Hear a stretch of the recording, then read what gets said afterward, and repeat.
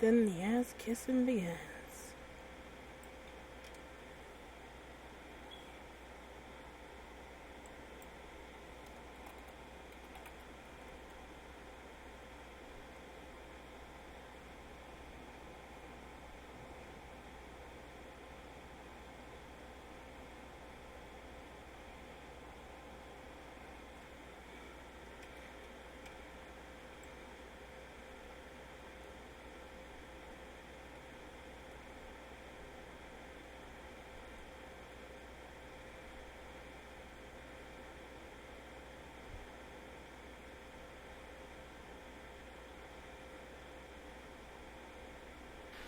I don't think there's any voice yet, except now there is. Everybody hear me okay? Okay, great. Well, we might as well go ahead and get started. Let's see, we had a few, I guess one follow-up item from last week. There's some discussion about what the status of reading to attachment points was in uploaded meshes. And I dug into it a little bit more, and the answer is that it's sort of inconsistent. We have one set of rules that we're using in our viewer, and we have a slightly different set of rules that we're using for validation on the back end. So the server says that uploading meshes rigged to attachment points is okay, and our viewer says that it's not okay. So obviously we don't want to leave it in that state. We want to get the two reconciled. But it leaves it kind of ambiguous what the correct setting actually is. So I need to do a little more digging into the history of the whole discussion around which way we were trying to do that. I know there was a lot of talk about it back during Bento development, and I don't remember all the details at this late date, so I should probably take a look at that stuff. If anyone else has, okay, Juras are good. Yeah, if anybody else has any Jura links or salient comments, I'm happy to discuss it. I understand that the original motivation for rigging to attachment points was basically just that we needed more bones and we didn't have them. So that made sense. Now we do have a lot more bones, in the standard skeleton that were introduced for Bento. So, the question is, to what extent it still makes sense to be rigging to attachment points. Of course, we don't want to break existing content that rigs to attachment points, and we're not planning to change anything there. It's just a question about what gets uploaded going forward. One reason you don't really want to be rigging to attachment points is because you don't want to be moving the attachment points around in arbitrary locations. The whole idea there is that you want the attachment points to be at the places where you're going to be attaching things to them, which isn't necessarily the same place you want them to be if you're trying to move the mesh around a certain way.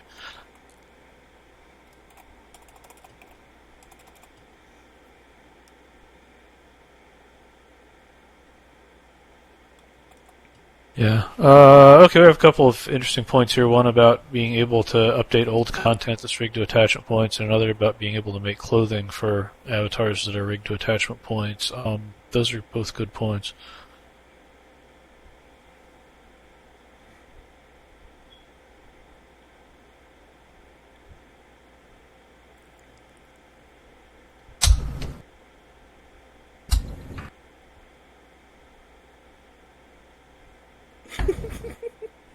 Is this really a big issue? I know we talked about, or at least I talked about, animating attachment points, but I don't know of that many things that have things rigged to attachment points. There are a few major. I'm assuming at this point it's mostly legacy content that's doing that. I don't know that for sure, but There are a few early mesh avatars I know for a fact. I think, what is it? The Solarian cat. There are some other avatars that I like that are rigged with using attachment bones. And you can't make any clothes for it because, or you can't make clothes for some of those things. Yeah, with the tail wagging and before Bento happened. So if you want to animate it or not make clothes or something and have it rigged properly, you can't do it because it's like, hey, you got attachment bones. Turn out, stop that. So it won't let you do it.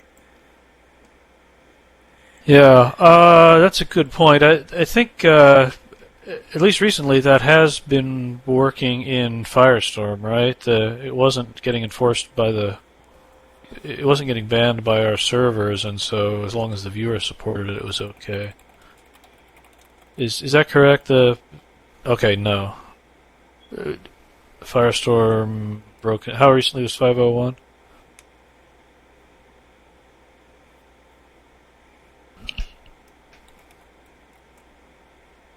Hmm.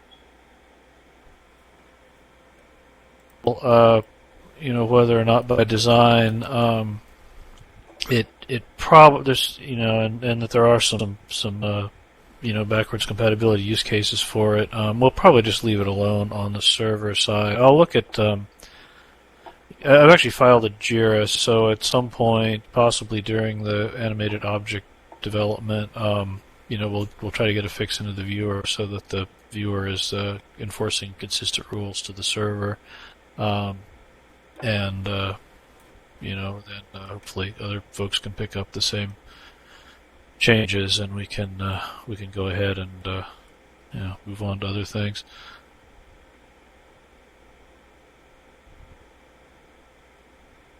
But if you're building new avatars, please don't rig them to the attachment points, okay?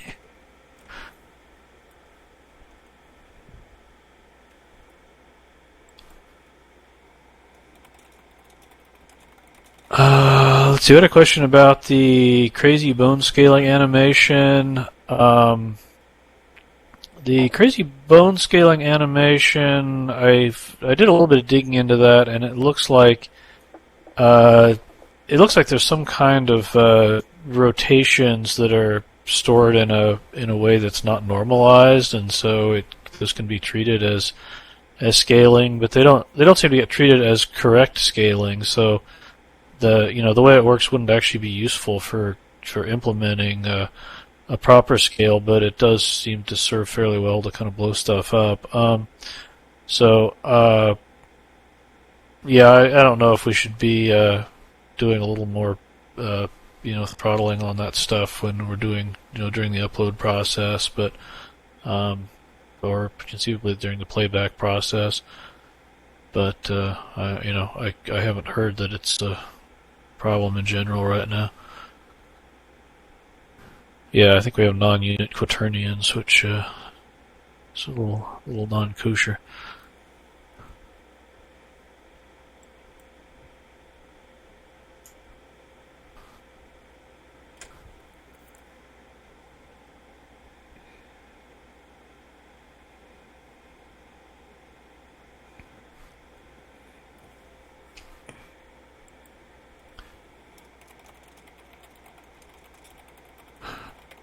Question about attachment points for animated objects, Animesh. We have,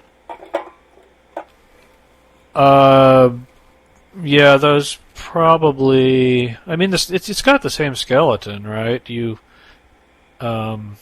animated objects have an instance of the same skeleton that the avatar does, so.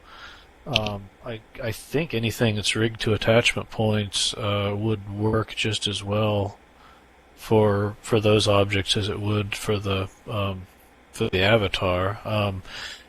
We're not including attachment points in the sense that you can attach additional things to animated objects, or maybe attach animated objects to your animated objects, or I don't even want to think about it, but but the attachment points are there as joints, and so I think the rigging stuff is probably fine.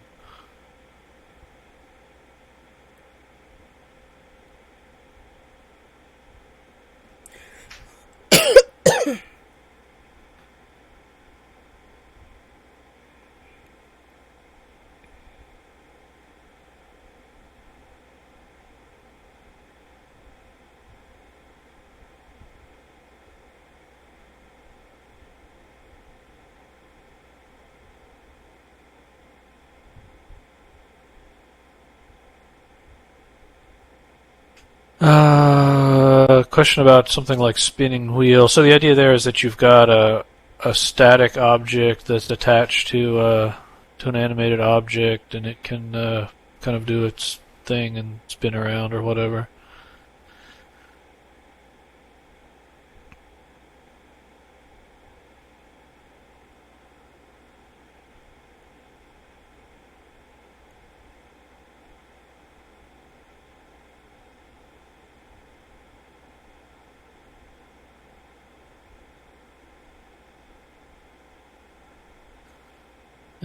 I'm Lucy, I'm not quite seeing what a faux attachment point is. Is there a JIRA for that, or any kind of description?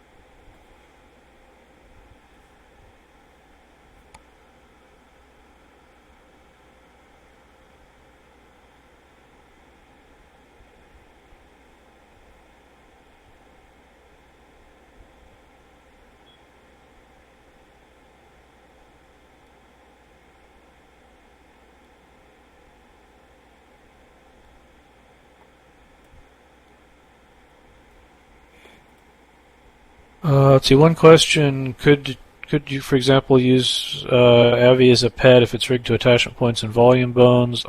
Yeah, probably. It's not. I think in terms of the behavior of the rigging, it should all be the same. Um, just a question of whether we support other aspects of it, like do the collision volumes actually act like collision volumes, and can you attach things to the attachment points and so on.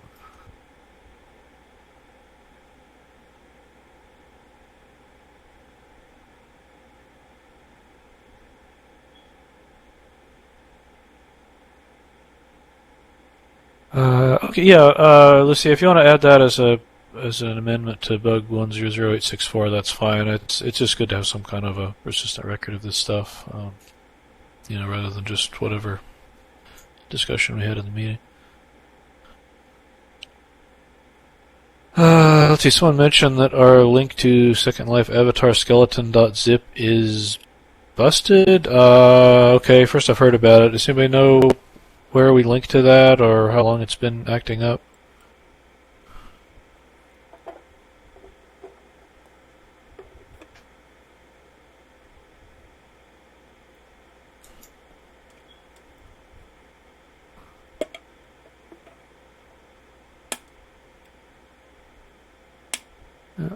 Okay, thanks. I'll see if I can find out what's going on with that. Hopefully, we've got a copy around somewhere. If we don't have if we don't have it at the old location.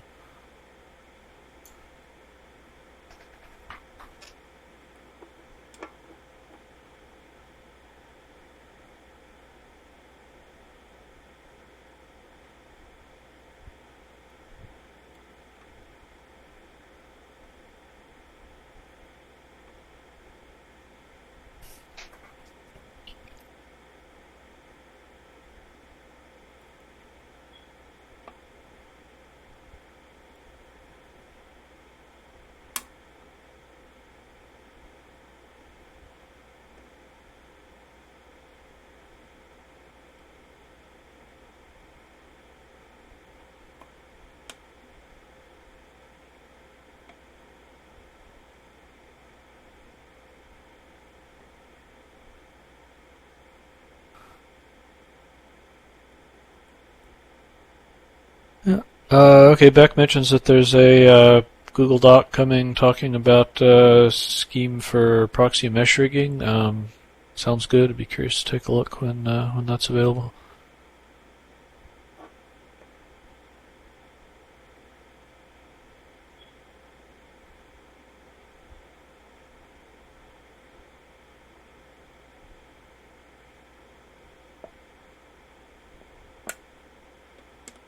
Alright, so let's see what else is going on.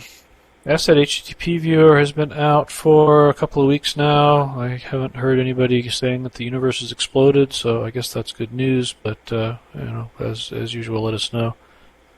There's issues there. Let's see, what else is going on? We're still working on bakes on mesh. That is the main thing that Anchor's been focusing on recently, and it sounds like he's making some good progress on getting a updated baking service working with the increased text resolution. So that's good news. If that all checks out, the next step there would be to do some performance analysis to make sure that increasing the resolution isn't going to cause all of our bake servers to fall over, and do we need more of them, that sort of thing. Let's see what else, and then we have Alex Ivy sounds like it's coming along quite well at this point, so I look forward to seeing that go out. I think that should make a big difference for anybody that has 64-bit OS. You'll be able to run the 64-bit viewer, and there'll be a lot fewer issues with things falling over due to running out of memory, which is probably our top cause of things falling over currently.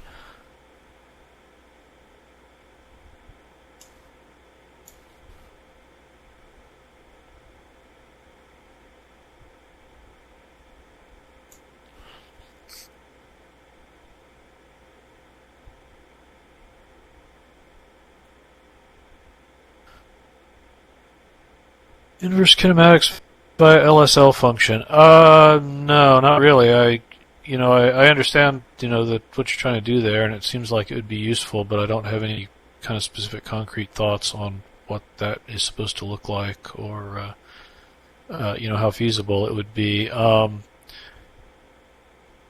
not even sure exactly how that would work, since the joints. The server doesn't know where the joints are, right? It tells you, okay, go play this animation, and then your viewer locally positions your joints according to whatever animation you were told to play. So, there's not really any way that the server itself could go and do math on the joints and say, okay, the joints are at these positions now, but they should be moved into these other positions. Yeah, so the best you could do would be to just sort of be treating the server as a kind of an intermediary to pass along the request, and then the viewers have to do the actual work. But it's it's an interesting suggestion, but just haven't had any time to think about it recently.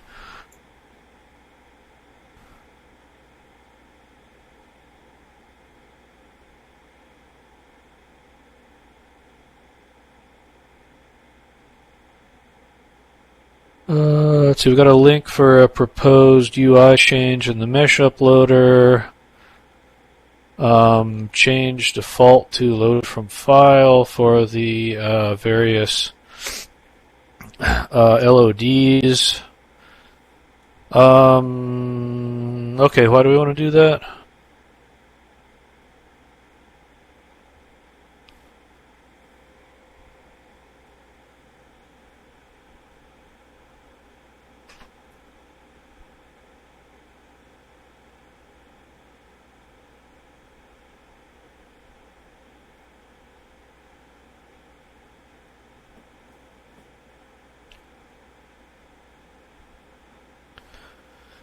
Yeah, I encourage people to make their own. I don't know. Currently, people seem to be defaulting to not making them at all, which isn't really what we'd be encouraging with either default, but they seem to be finding a way to do it anyway.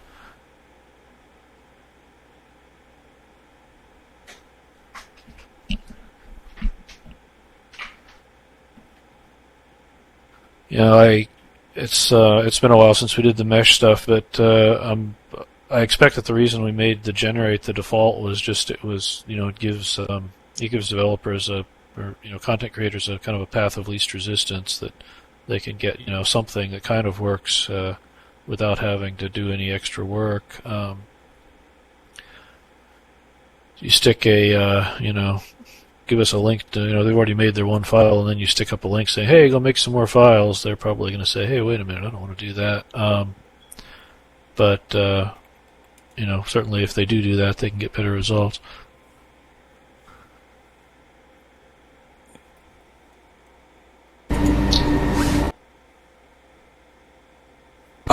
Maybe the real issue is that they're allowed to change them. If they were just given these default LOD settings and they weren't allowed to change them, then to get a better score, they'd have to make their. Instead, they're allowed to screw with the LODs, which the generator's not going to make a perfect LOD anyways, but because they're allowed to change them and lower them, they get these crazy low land impact score. Yeah, well, certainly the way we score the land impact and the upload costs shouldn't penalize people for making good LODs, and that's something that we can change. But I'm not sure that's the only factor. I think some of it is some combination of just sort of folklore and standard practice. In the extreme case, we could just, as you say, just take out the option. We, you specify your file, and we make the LODs on the back end, and they, they're as good as they are, and you can't do anything to make them better or worse. How happy would you be with that state, Madhu? I mean, you obviously do a lot of detailed design on your avs. Do you think that the defaults are good enough for distance work?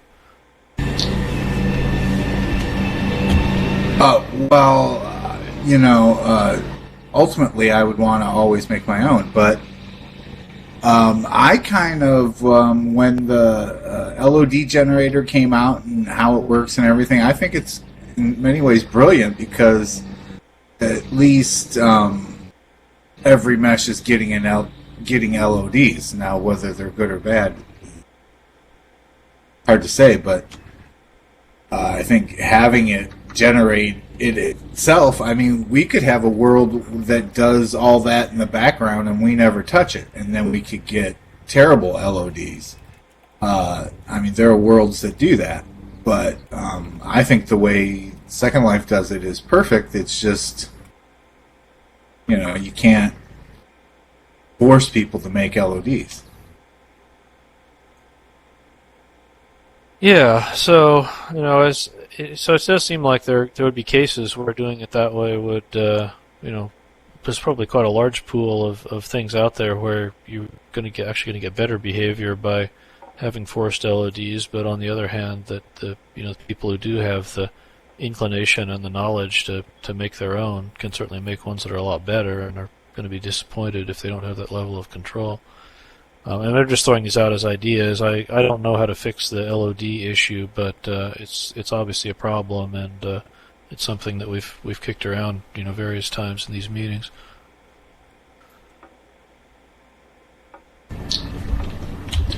I agree that changing the accounting is part of the solution, Polysale, but it's I don't know. I don't think that's probably a complete solution. I do think that the lab could eliminate some of the lowest settings, like make it the LOD's default to like 100 being the lowest, and that would force people to have to make their own lowest LOD and not try and cheat it. Yeah, well, I mean, it's still easier to make 100 triangles in a flat sheet than to make 100 triangles that actually approximate your shape. I mean, the people who don't want to make an LOD are not necessarily going to do a better job just because you set some, lower limit on the poly count.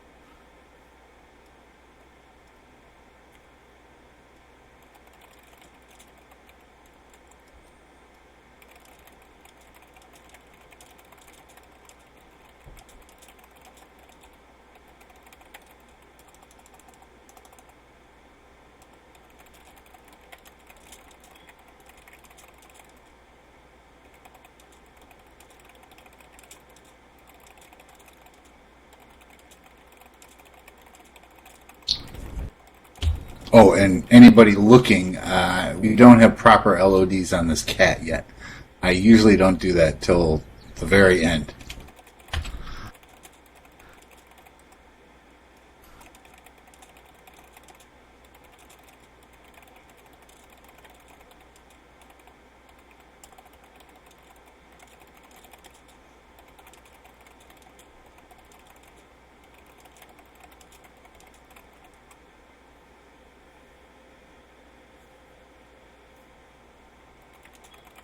What is it doing currently? Just using the defaults?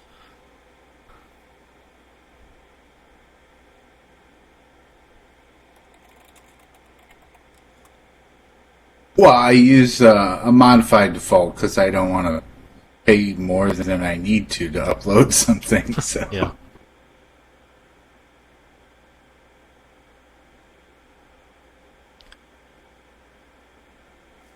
Yeah, is there any way to fix the LODs on an existing model after it's already been uploaded? It seems like that stuff's all baked in, so to change it you would actually have to go back to the source DAEs and redo the whole upload process, wouldn't you?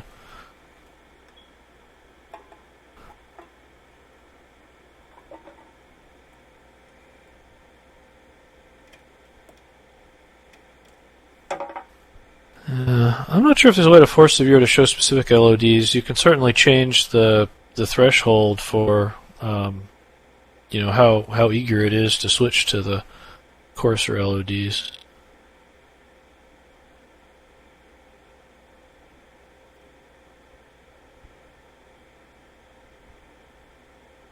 It is possible that if we change the price function, then some people would want to put in better LODs and would want a way to do that.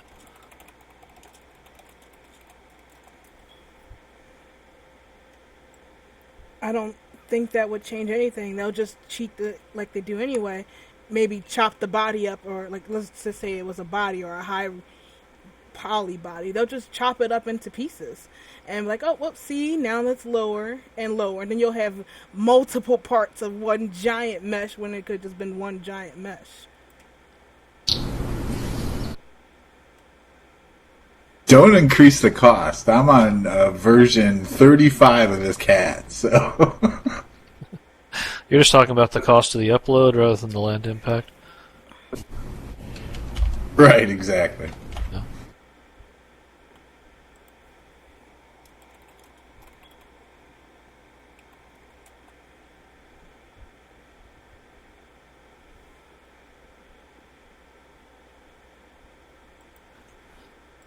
Yeah, and it doesn't Comment help about for larger... people who are going to other, like their first time going to the beta grid and they can't sign in, so they got to submit a ticket.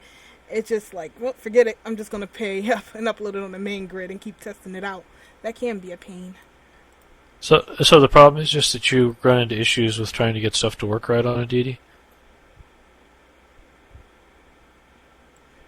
Well, me, no, I love that. The beta grid, I don't have problems over there.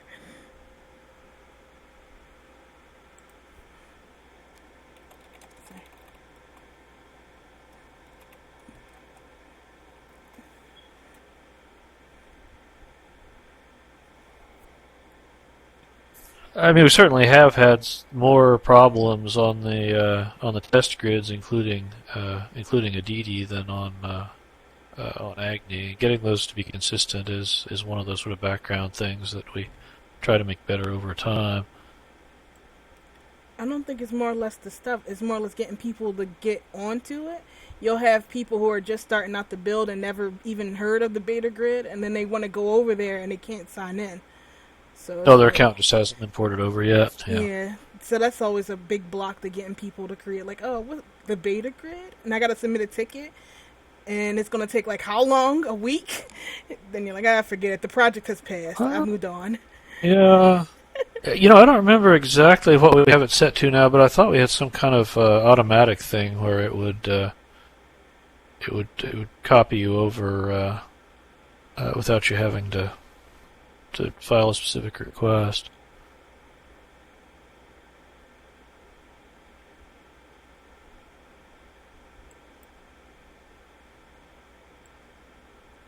Yeah, I know. I just been telling people that.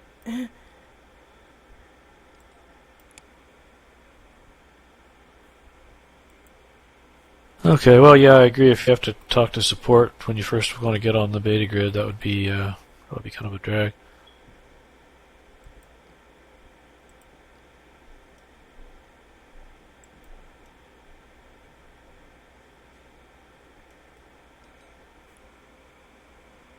Mom. Yeah, I think there would, certainly you could imagine various ways to make the LEDs themselves it would be nice if we could show them all in the upload dialog in the mesh. It would be even nicer if you actually had pictures of them in the marketplace listing. But those are obviously all longer term things. There's not going to be a change on that stuff immediately.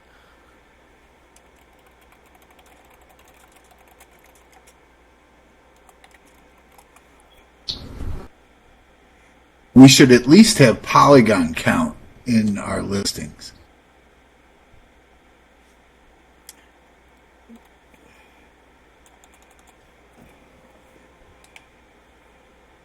Yeah, that would also be a good one.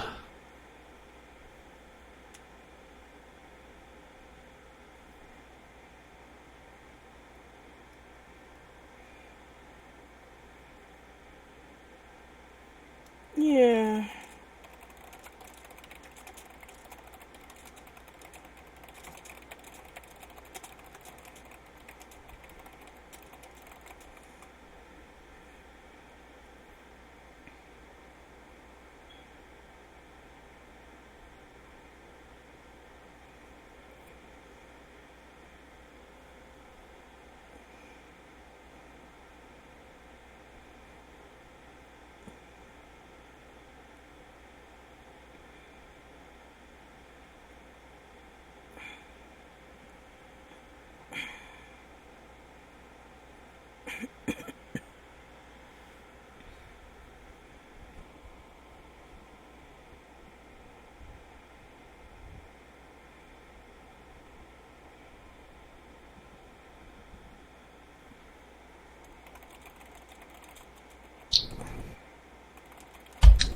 The preview window was scalable in the beginning. You scaled the whole window, and the preview window would scale up. And I don't know why it was changed, but a bunch of people bitched about it, but it was never changed back. Sorry, what was the change? In the early days of Mesh, the upload window, the little box that you view your mesh in, that would scale as you scaled up that window, the whole upload window. Oh, it would just scale with the size of the whole dialog. Exactly, Yeah. exactly. But at some point, it got locked, so you couldn't scale the window anymore, and that also locked the size of the inside window to view the mesh. A bunch of us bitched about it. I don't know why it was ever done, because to look at your mesh in that little tiny window is pretty ridiculous.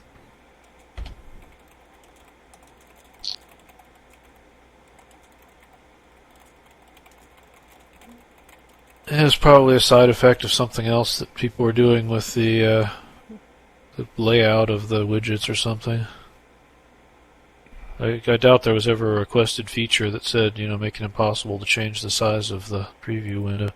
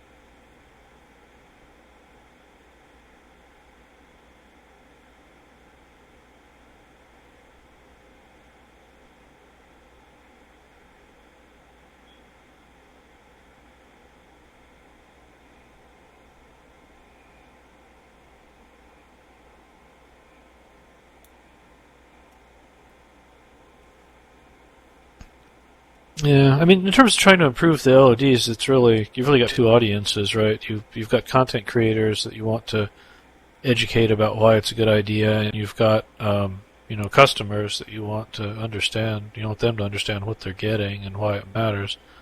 And it's not really necessarily the same kinds of outreach for both of those, or they're not necessarily going to be looking in the same places either.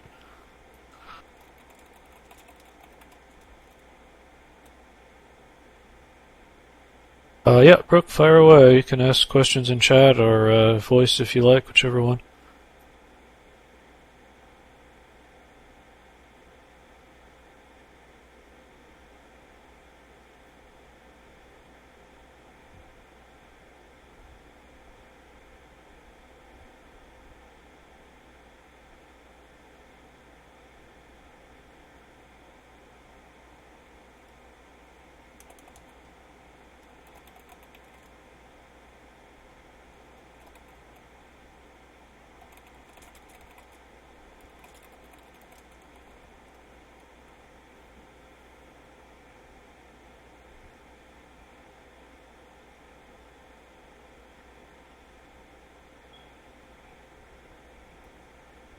Yeah, there are some ways we could do more kind of automated analysis of the LODs to kind of characterize how reasonable a fit they are.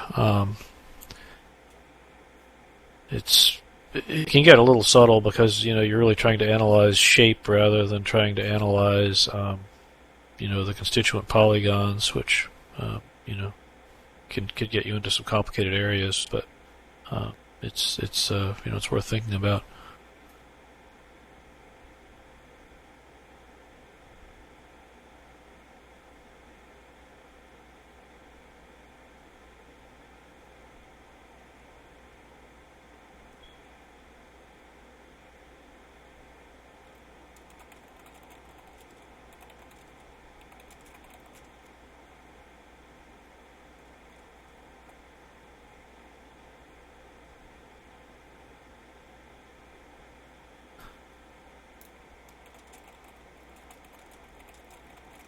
I don't have an ETA for animated meshes. It's coming along pretty well. I've been working recently on getting things to play nicely when you have link sets. So there's multiple meshes that are all in the same inventory object, and a lot of the pieces of that are working. There's a few places where the graphics pipeline gets unhappy if you change objects from animated to static or static to animated at the wrong time, and so we need to do a little more digging on that. But it's coming along okay there. But there's still a fair number of things we'd have to look at before we could get out as a project viewer.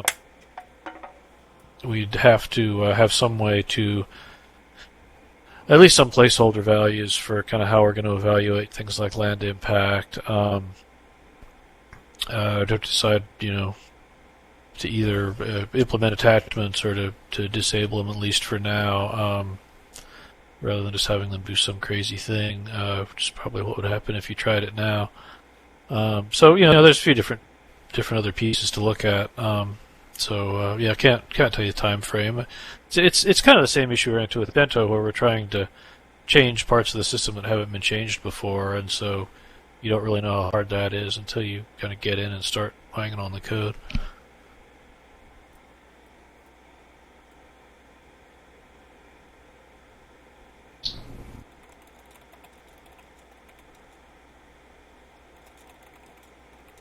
Isn't it going to be a little bit hard to adjust anything like land impact, since like one of the main focuses here is to be able to take a mesh we already have, so it already has a score right now. So if that gets changed in any way, or are you thinking something more like adding something to it? Yeah, we could just say, okay, if it's an animated object, then that adds, X amount to your land impact, that sort of thing.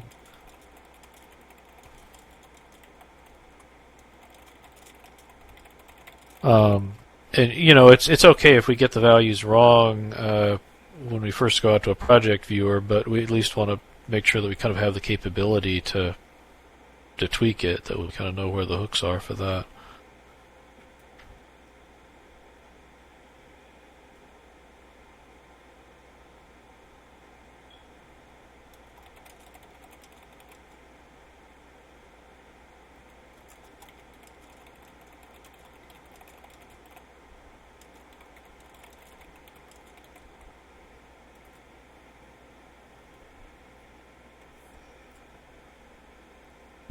Brooke has a question about a few different things that I'm not sure I can say too much about. There's increase in marketplace copybot accounts, reasoning behind not banning on the first offense, reasoning behind not IP banning, reasoning behind not taking the money back to Linden Lab. None of those are really things that I have any contact with. I would hope you could get, that you could bring some of those things up with support, but if you get into these kind of policy questions, whoever's managing that, it's not necessarily something where all the details are going to be available publicly. Anyway, it's not really something I can comment anything on because I don't really know anything about it.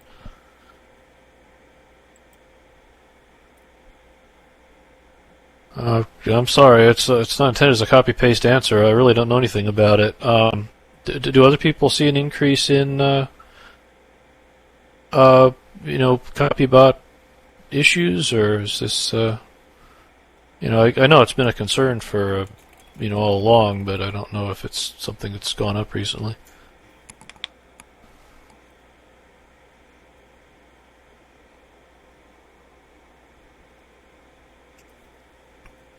Yeah, so how does that manifest? You get somebody who comes in and just clones a whole bunch of content and sticks it up into their own account?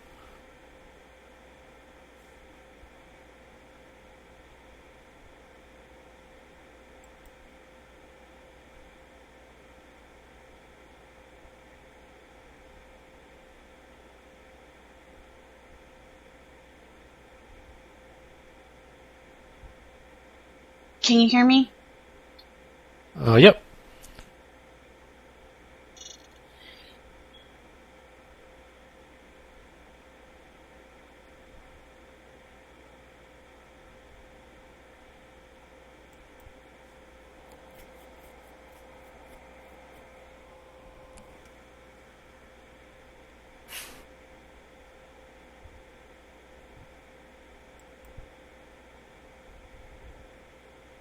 Yeah, of course, if you've got full perm items, then you don't even need any special tools to rip them off. There's the no copy issue, which isn't technically a copybotting issue. That's a glitch with the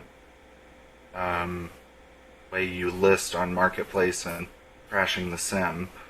But, I mean, that's something that's old and is just a glitch that I don't understand why that hasn't been fixed, but I'm trying to avoid that.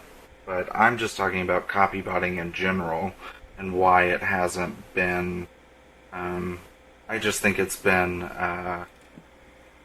on the rise lately because it's not really. I think it's easier for people to.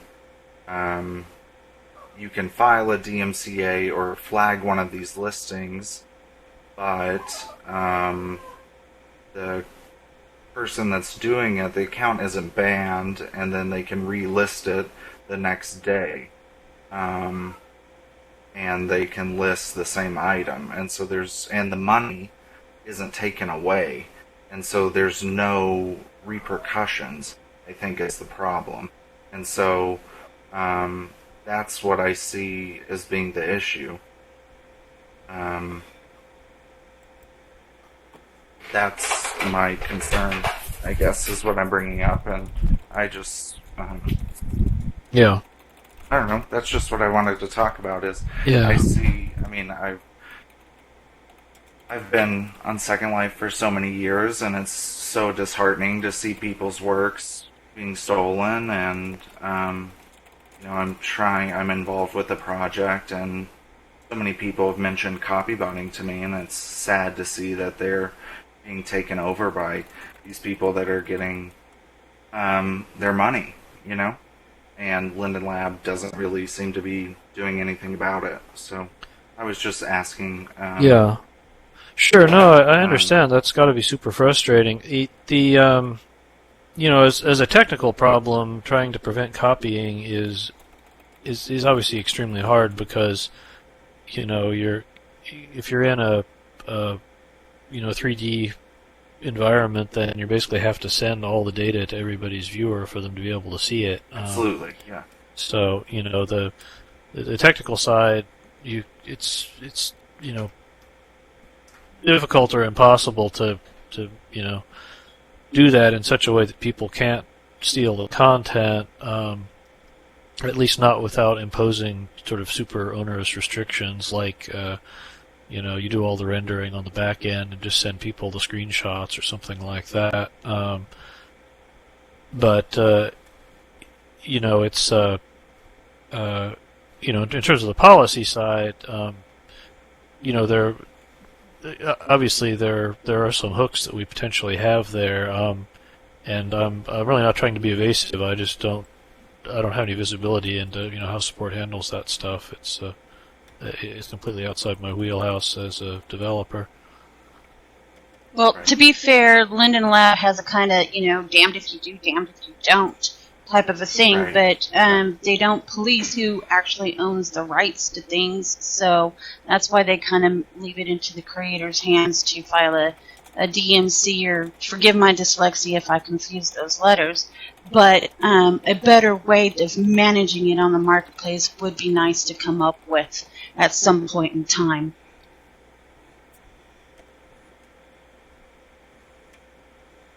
Yeah, I just think it's odd how the accounts aren't banned.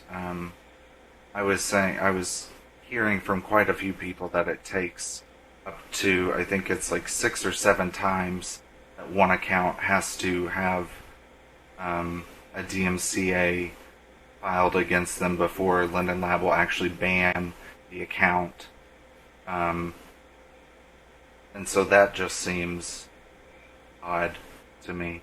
And then the money thing is just weird to me. That I just think that would stop it immediately. But anyways, it's just something I wanted to bring up. I don't want to take up the whole meeting. And Thank you guys.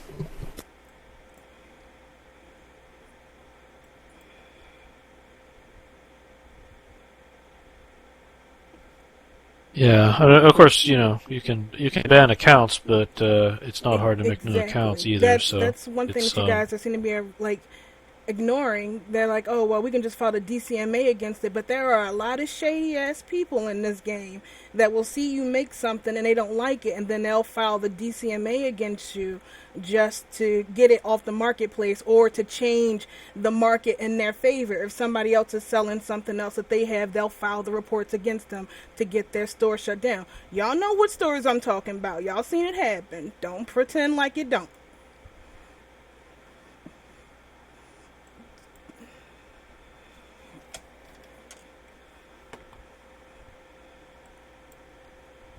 Well, maybe Personally, in if I the was... future, Go ahead. I was just going to say maybe in the future, maybe Linden Lab would be willing to have a different meeting of that sort of thing so that a lot of people can maybe find a solution to cut down on some of the stuff.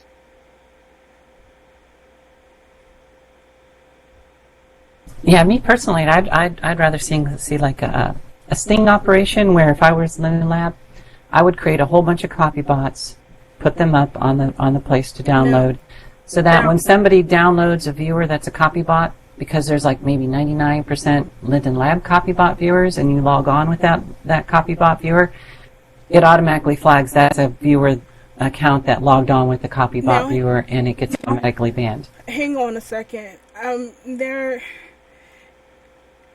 just want you guys to understand that there are legitimate uses for copybot.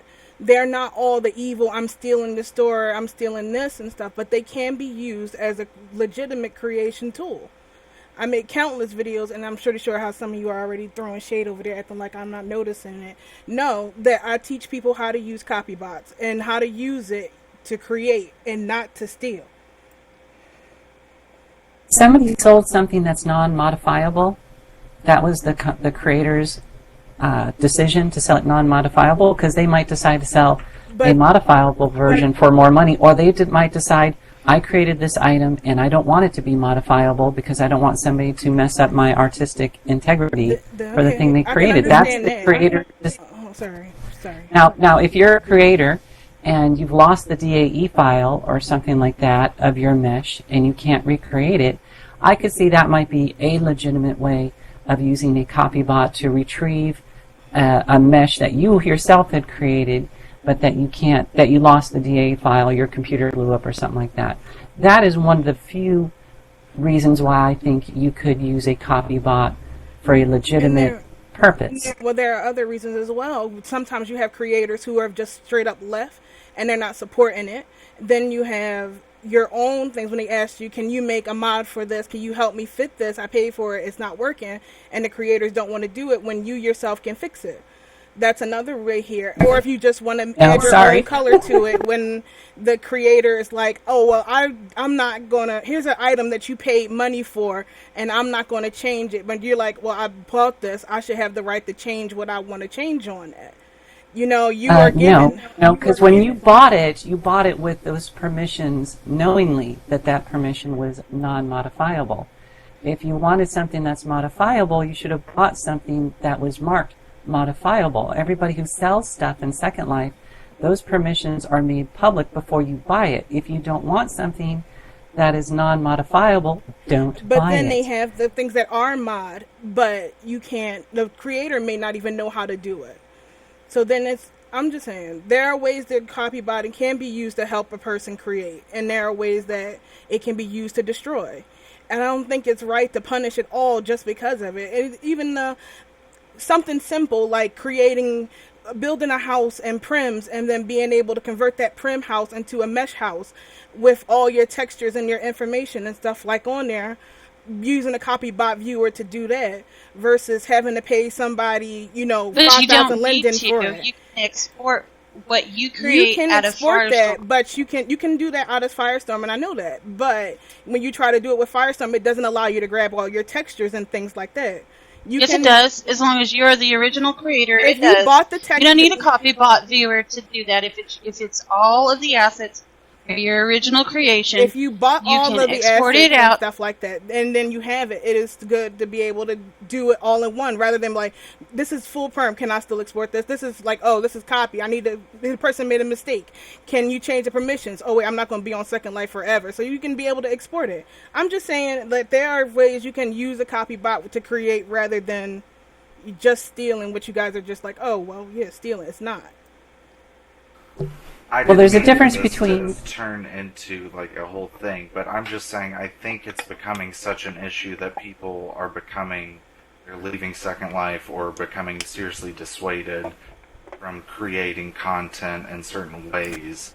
And so I wish that there was a meeting like this that could be dedicated to trying to figure out a way around this. That's all I'm saying. And I understand maybe you're not the right person to talk to about it, Burr, but it would be nice if there was a person that content creators could talk to and find a solution for this.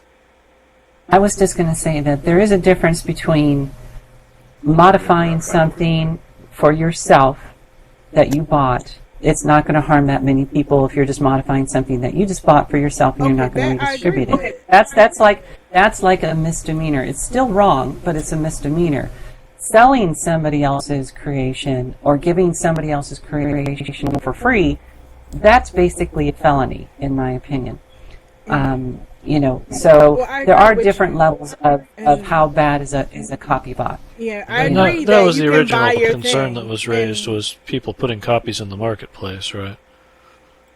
Yeah, I mean, don't get me wrong. I agree what you said, that if you bought it, you should be able to modify it for yourself. I don't agree with, copybotting it, modding it for this one avatar, then selling it from there because you're taking it from that seller. So I'm not totally evil, Well, I'm not saying you should be able to modify something, anything that you bought.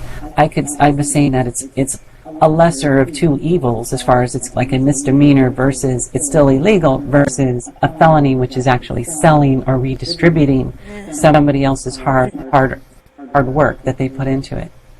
Okay, well, this really isn't the meeting for this topic. I certainly understand why people are concerned. The only the only aspect of this that really has to do with content creation, as such, is I think the questions about are there alternatives to people having to sell things full perm, and if they if they're able to distribute things non-full perm, that at least puts one obstacle in the way of copying it, although obviously it doesn't prevent it. But we're about out of time anyway. But if there are any other questions on other topics, we might have time for like one or more.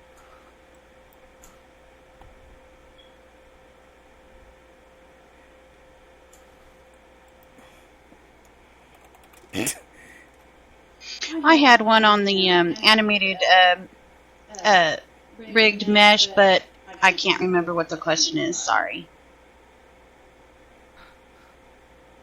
I have a question on that too, which is very quick. Have you made progress, and do you know when we can get a test version in our hands yet?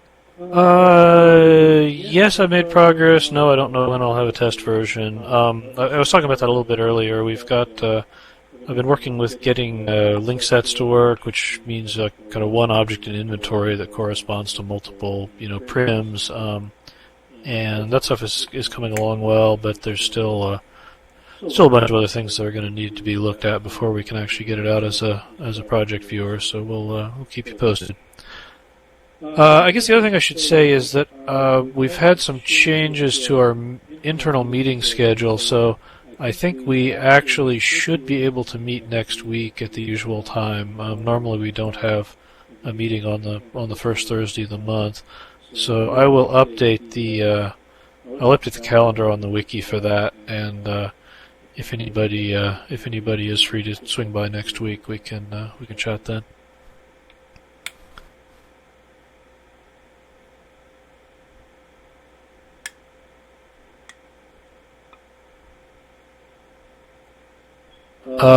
Sorry, Lucia, say the question again. Root prim apply root or any link apply root? Not quite sure what you're referring to there.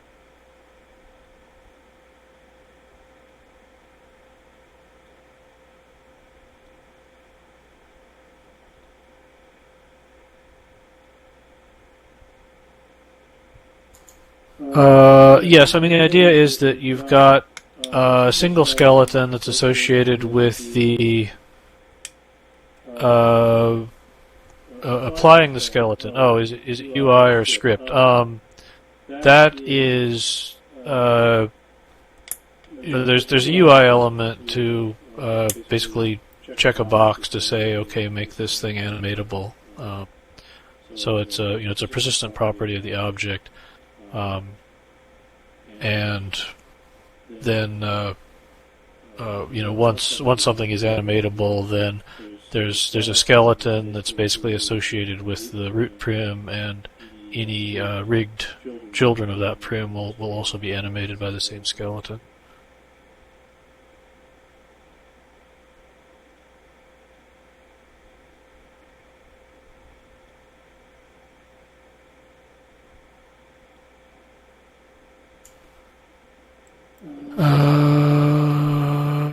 Jira about auto-splitting, creating badly broken meshes. High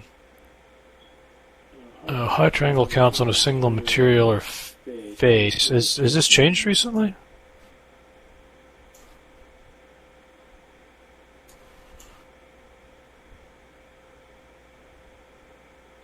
Okay, yeah, I'm not aware of any recent work on this, but it's possible that it's been broken for quite a while.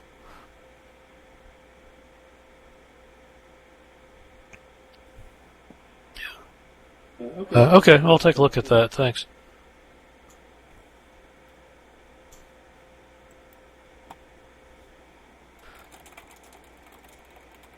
Alright, well, I guess we're about at time for this week. Thanks for coming, everybody, and as I say, we will we will see you next week, contrary to the usual schedule, or at least anybody who swings by. Have a good one. See you there.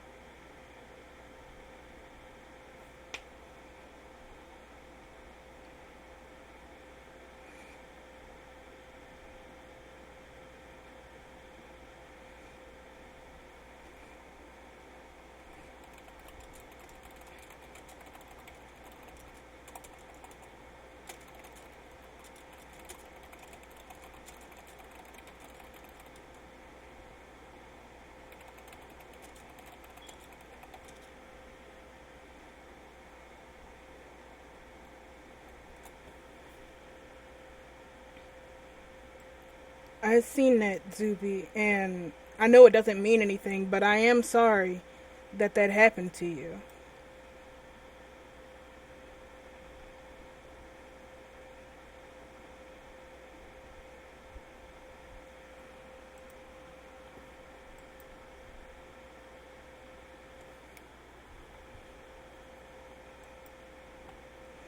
No, it's something that needed to come out. It's like an argument with family. You can let it all out, and then things come of it.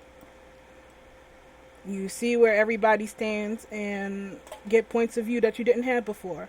So it was a good thing that it happened.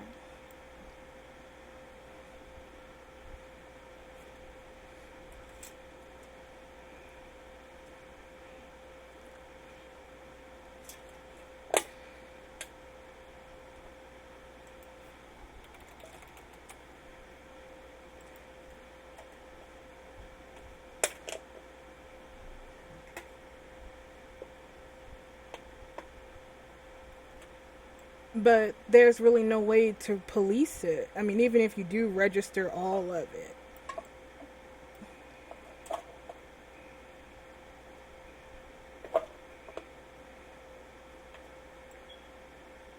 Yeah, I'm kind of like a real lifey person. It's like, if I bought something, then I got the right to do whatever I want with it. That's just my mentality. No matter what anybody says, it's pretty much not going to change.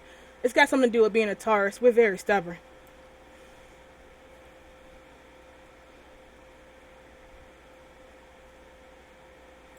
So don't even waste your text on that.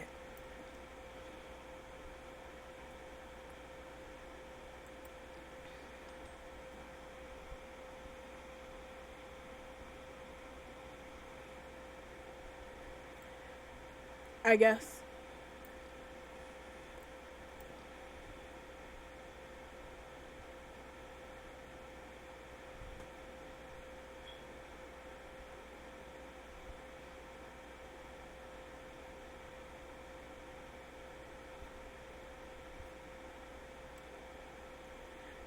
That's kind of the quiz. They already did it.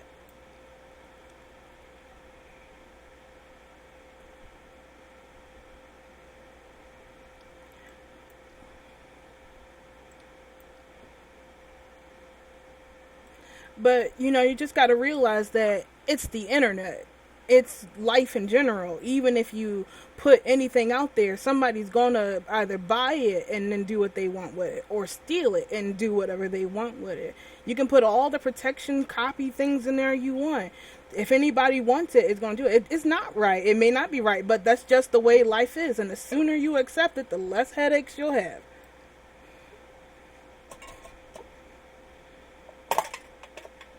Yeah, I'm not saying you should be able to be like, oh, well, I bought this hat.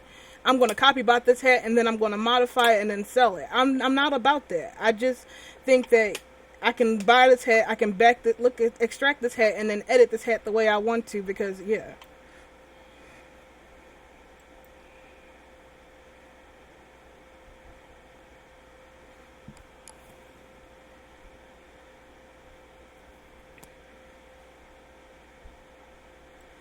Exactly. Things are way too easy to even just bother about it.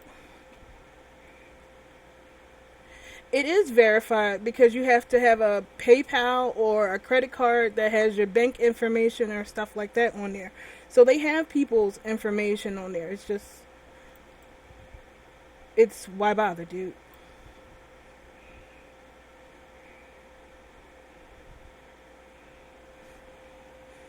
So what would they do to be like verify it? If they stole the stuff and they verified it, it would still go through as straight, even if it's stolen.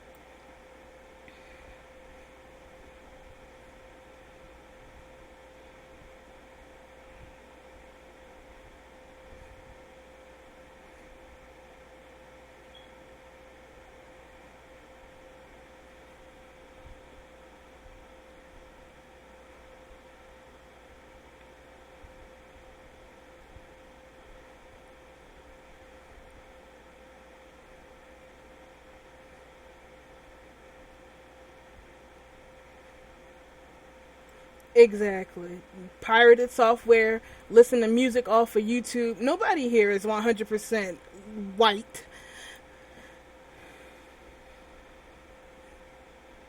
And anybody who says they don't is getting a rock to the face.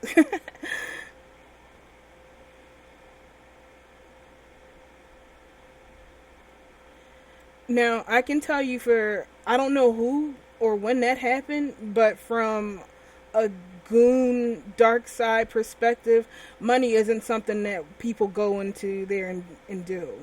Nobody touches the money.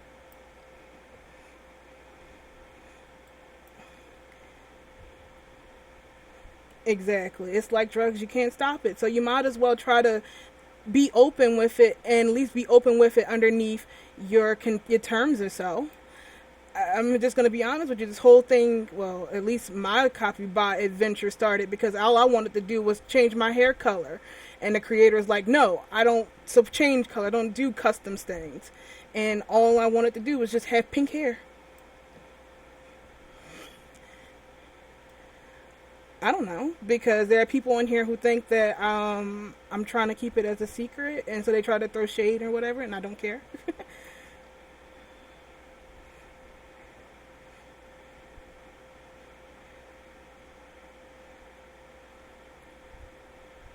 And I can tell you that a majority of the people who actually use the copybot things are just using it to fix their own things. No, a good chunk of them don't resell. I mean, there are still people who resell it, but that's just them. But the people who I've taught are just doing it so they can make clothes fit their avatars or their hair fit.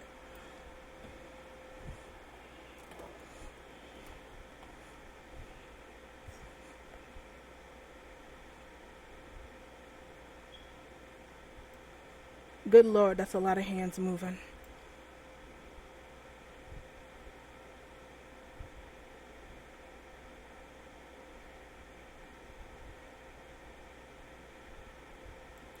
I don't think.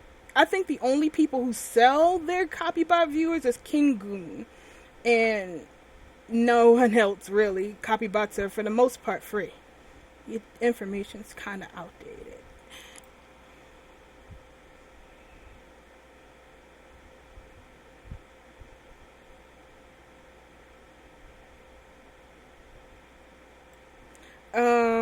Because I used to be a goon.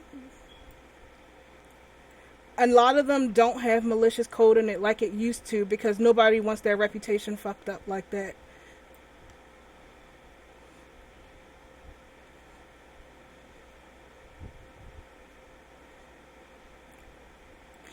Many of the old ones do, but a lot of the newer ones don't.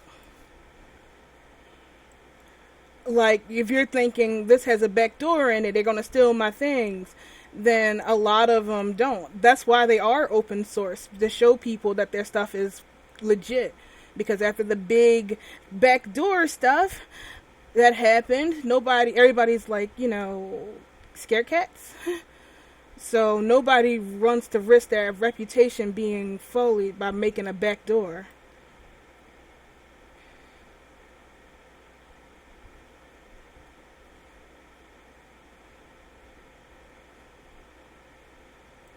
Yeah. So, Bunny, tell me what you think about people distributing not copy-botted material in Second Life, but other products such as Avastar and Mayastar for free. Oh, that's not copy-botting. That's not create. That's not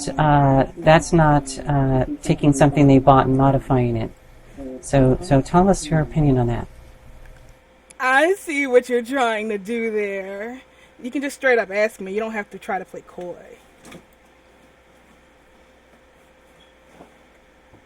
Are you talking to me or somebody in the local chat? You asked me. Yeah, well, then I asked you a question. Please respond with your answer. Well, I kind of feel like because you know who I am and what I do, you're asking me that, right?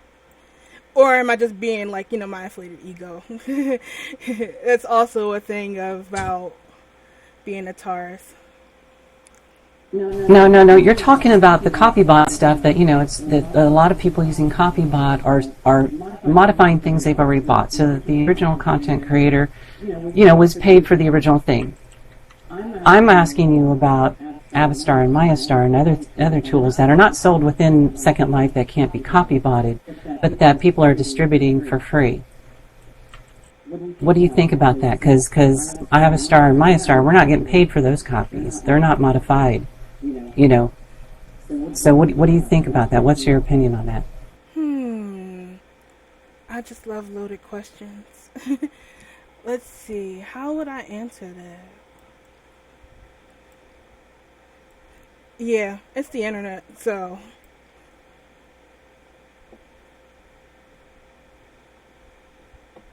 Well, I mean, you seem, positive of, people buying stuff in Second Life. They're paying for an object, and then they're just modifying it with copybot.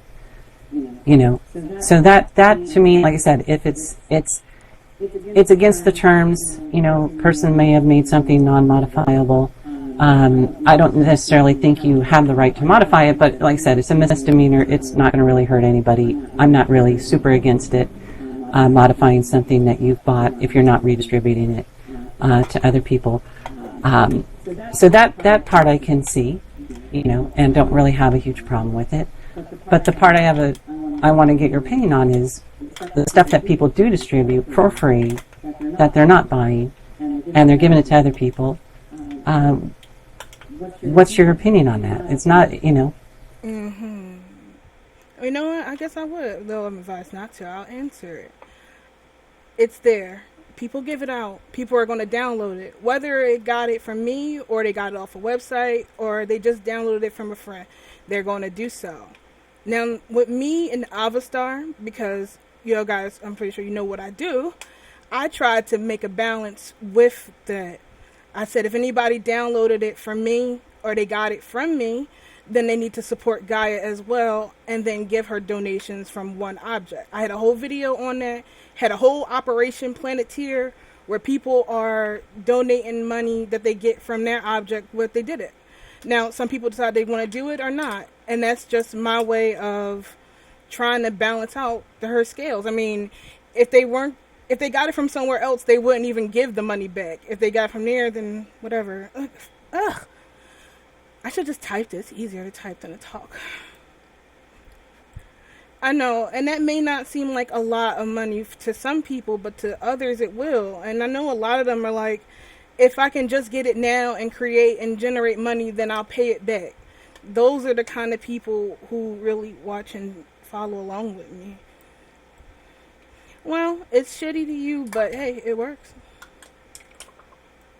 It works for me. Do you think that's a nice thing to try to get people to give back to the original creator of Avastar for something that they're making money with? That's awesome. That's awesome of you to promote. So that part, I applaud you for that. But and I also think as even when I use it, I don't do the latest version. I know it's not like, oh wow, but you're still doing this. But at least they still got to buy it to get all the new features. I mean, if it wasn't, I'm sorry. I don't understand. I'm sorry. Yeah, I know. And I had this conversation with Gaia, so I don't really need to hear it again from a bunch of people. It's not my software to do it with, but yeah, I'm sorry. It's not my software to do it with, but at the same time, I'm trying to at least help. There are people who are going to steal it anyway, so at least this way she gets money back from it.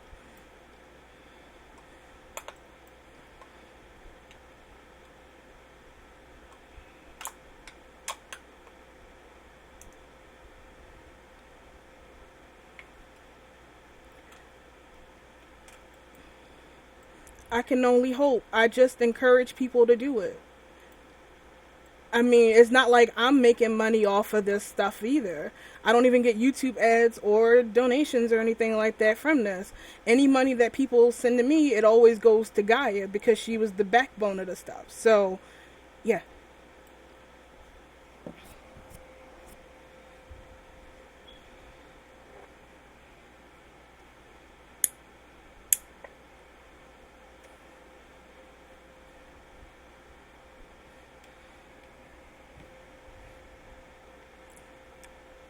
If they don't download it from me, they're getting it from somewhere else. So I'm making them money, but they're losing the same amount anyway.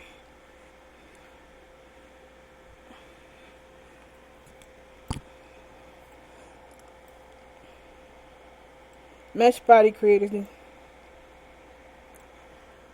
I'm not Ed. How? All right. If they didn't go from me and they didn't get it from me as well, they would just go somewhere else and get it. There are a number of other places that are still, not for support, it's like there are a number of other places that have Avastar for free. I'm just the one that's not charging them to get it.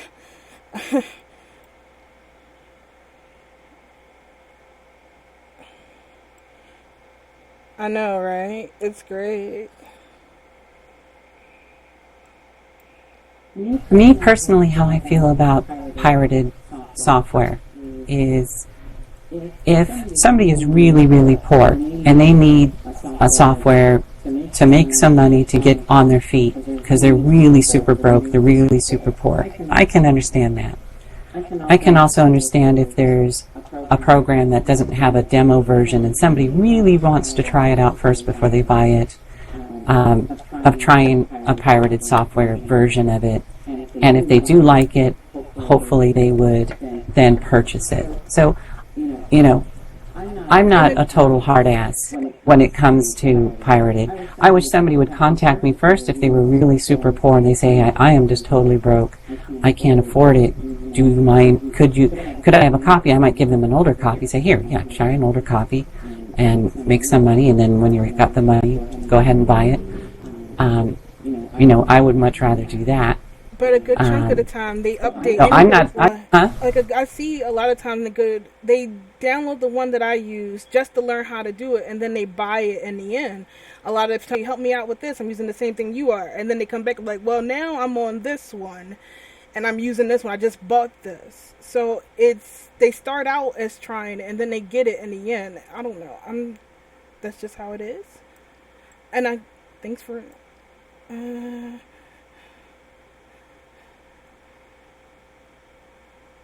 The way I view people who are using pirated software of Avastar and Mayastar is those who don't buy it, who are using it to make money. The only thing I can think of is I think of it as a really crappy way of advertising. Because at least if they like it, they might tell somebody else who is going to buy it. I can't really condone it, but at least I can look at the slightly benefit of the pirated copy that somebody else who might hear about it that they wouldn't have otherwise heard about it. It's still a little crappy that I'm not getting paid for my hard work, that I put a ton of hundreds of hours, maybe thousands of hours into developing. But at least maybe I might see some benefit down the road. And like I said, me personally, I don't have a real big problem with somebody who's so broke and so poor that they simply can't afford it and need a tool to make some money to put food on their table. That's one thing I don't really have a problem with. Or if a demo isn't available of a product, and they just really want to try it out before they buy it. Because I don't really want somebody to buy my product who isn't going to like it and isn't going to be happy. You know, I don't right now have a demo version of Maya Star. I don't have the ability, the way it was written, to make it a demo where it would have a limited lifespan, 30 days or something like that. So I'm not totally angry at people who would download a pirated version of Maya Star just to try it out to see if they like it. I would just hope that they would eventually, if they do start making money with it, buy it. I'm not going to give them any support until they buy it. But, so I'm not, even myself, I'm not a super hard ass when it comes to pirated copies. And I'm no saint either. So I know where you're coming from, Bunny, and I'm glad you're here and that you're taking these hard questions. But it's one thing to pirate. It's one thing to pirate a $4,000 program. It's another thing to pirate something that somebody purposely made cheap and affordable for people to get. Okay, anybody who's buying Avastar or who uses Avastar or MayaStar is hoping to make money in some way or have it benefit their life in some way, and they should be paying for that. But you don't know their circumstances. Now, if you want to play with Maya for a while and use a free version or whatever, that's one thing. Okay, but when we sat here and watched these developers create these programs and watched them bang their heads against their desks for months and sometimes years, I get a little annoyed that people are pirating this stuff. Okay, when it's only $25. Okay, that's what pisses me off. It's one thing if it's $4,000. Yeah, but $25 is a lot to some people, and that's just something. I understand where you're coming from, and I do feel it. But $25, right? Yeah, but you don't know if they're paying. You don't know if they're paying for the internet, if they're mooching off somebody else's Wi-Fi, man. You don't know anybody's circumstances or whatever. Not for Second Line. You can. You don't know what their circumstances are and why they have to do it. And a lot of them are good people and they just can't afford it, or they can't get their parents or spouse or whatever to give them money to do whatever. So they try. All right. I understand that it's bad and I'm sorry for it, but at the same time, my goal is to get people to create. But hopefully if they are using a pirated version and they start making money, it won't take them that long to make the $25 to then buy it. Which a lot of them start to do after a while. That's the nice thing about it being so... Which a lot of them do after a while, which is why they're always hassling me to do more tutorials on the later versions, because they bought the new one and they like, okay, well, I'm done with the old version that you're using. I want to do the new 2.0 stuff. Start teaching that. And I'm like, I can't. Because, right, but like I said, hopefully the price is low enough on Avastar and MayaStar that if you are using a pirated version and you start making money, it won't take that long to earn enough money to go ahead and buy it. So that's the nice thing about it being so cheap. But yeah, as far as development costs, I probably put a year and a half of my life working full time on MayaStar. To create it. A year and a half, which is a lot longer than most other products that are sold in Second Life as far as actual man hours put into it. I know Matrice of Avastar. He's a very good friend of mine. And for Bento alone, he at least worked at least 6 months full time. 8 hours, 8 to 10, 12 hours a day, probably 6 or 7 days a week on the bento skeleton for the sliders. full time for no pay. I myself probably put in about 3 months of altogether of work in Bento for no pay to help make Second Life better. So Avastar and Mayastar both have put so much time and effort for free into making Second Life hopefully better and thrive, you know, and we're charging so little for the amount of work that we've actually put into it that I hope anybody who's using a pirated version and making money at some point, hopefully when they make their first $25 or their second $25, buys them, you know.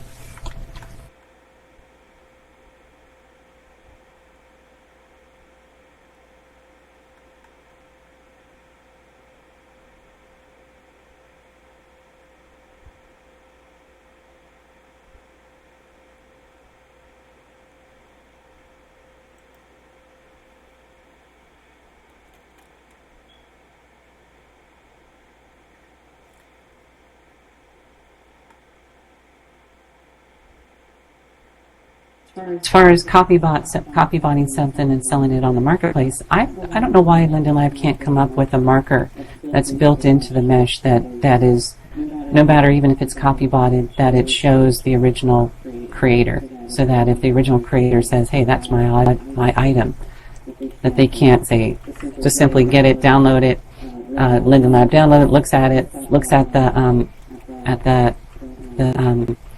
item and says, "Oh yeah, that's theirs," and then ban them. Well, there's all sorts of ways you can probably do it, from labeling vertexes inside the mesh itself, or the number of vertices in it. That, you know, there needs to be a way that Linden Lab can verify this mesh is actually made by this person. You know, there has to be some way of encoding that information. Yeah, that does happen with Blender though. If not Blender, sorry. I know some mesh already has their names already into each little part, so even if they do extract it, unless they go through every single little part, they won't know if it's there, because if you can take maybe a body or something as an example, it may say handmade by this person. When you upload it into Second Life, it won't be there. But if they try to give the day or the dev kit out with it, if they look at it in Blender, it says right there, handmade by this person, link set this. So it's there if they had to investigate it, just not there if they had to look at it in World. Like I said, there has to be a way. Watermark type thing, like when you upload, kind of thing. Yeah, like it could be a series of invisible single vertices, you know, that are actually invisible, that are located in certain positions. You know, some sort of code that is basically inputted into every mesh that's uploaded with the original content creators, some sort of ID, so that a copybot usually just copybots it, I'm assuming, and then uploads it to Second Life again, but that those vertices would already automatically still be there. So, I mean, there has to be a way. It's just a matter of, I think Linden Lab might be being a little bit lazy on trying to figure out how to create something, a marker that is not very easily detectable by opening it up in a you know, and of course they'd have to keep this information secret, so that it's harder for people to find. But, I mean, there has to be a way of being able to mark these meshes somehow with the original uploader's information, so that if it is turned around and sold on the marketplace and the original content creator says, "Hey, that's mine," they can just simply buy it from the marketplace, look at it, "Oh yeah, it's theirs, you're banned, you're out of here."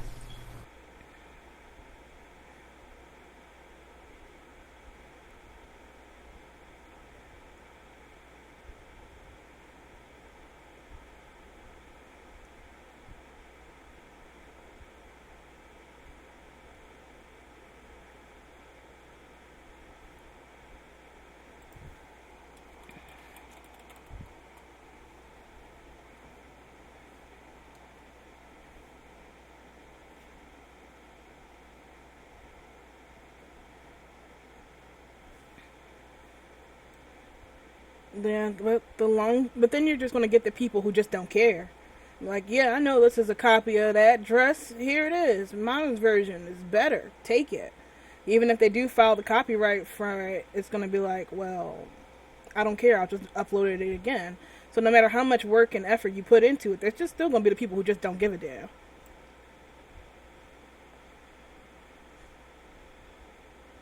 Me personally, I would do a two-prong approach if I was Linden Lab. One, like I said, try to somehow encode the original mesh's creator into the mesh itself.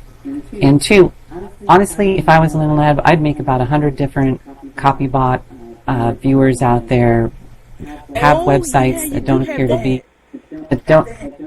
appear to be a copy, associated with Linden Lab. Anybody who downloads it and then logs on, you automatically know they logged on with a copybot. If you flood the market with, not the marketplace, but if you flood the supply of copybot viewers with 99% Linden Lab copybot viewers created by Linden Lab to catch people who want a copybot, you're going to catch like 99% of the people who want a copybot. I don't think that's going to work. Whenever I brought up the IP thing, people just said, and I think that's true, people are just going to find a different route, change their IP, and it's the money, I think, is the route at getting people to stop. It's going to have to be a multiple prong approach. That whole entrapment thing, I can tell you now, that's not even going to work. And if anything, it's just going to have people laugh at it because we're like, who does this? That's the first thing everybody asks. If it's not from a repo, like somebody with a good reputation, then nobody's going to download it. Unless you infiltrate their group, it might take a year or two. I just think that it's well proven that punitive measures don't work when it comes to copyright protection. Yep. I mean, all you have to do is look at the movie industry or at the music industry, and you look at the models that do work, and they're models that aren't focused on punishing copybotters. They're models that are focused on providing extra value for service. The extra value of copybotting something and putting it up on the marketplace and selling it. There is none. Yes, they are. I think we need to look at how we can apply those models to SL and go more that route than how can we stop people from doing it, because you can't stop it. But you can slow it down.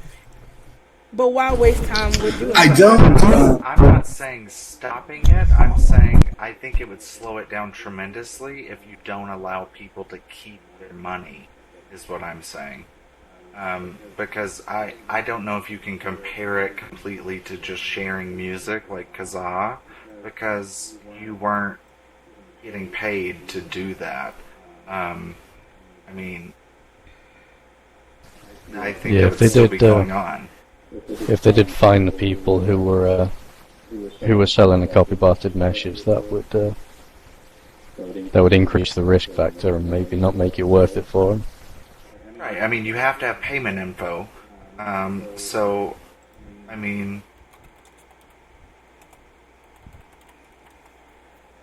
I'm not totally against what they were talking about earlier about adding value. I mean, there's certain things, yeah, you can copybot this, you can copybot that, but you can't copybot the whole thing. Like this cat, for instance. Somebody could copybot the cat, they could copybot the animations, they could copybot the whatever, okay, but it still wouldn't end up being the end product cat. I will take that challenge. People are going to play with. Oh, I guarantee it. I guarantee it. It will be exactly the way it is in let's talk about, I, for example, do powder pack. So all of the brands that I work with work with appliers. Everything they do is texture based. It's not mesh based. So all of that is required is stealing textures. It's not modeling or anything like that. So, I mean, to sell that on the marketplace, you put UUIDs in a note card. So, I mean, I understand what you're saying regarding, recreating a model, animating it, all of that is a little bit more difficult, or a lot more difficult. But, I mean, for somebody to relist a skin, or I'm trying to think of what else is easily copybotted.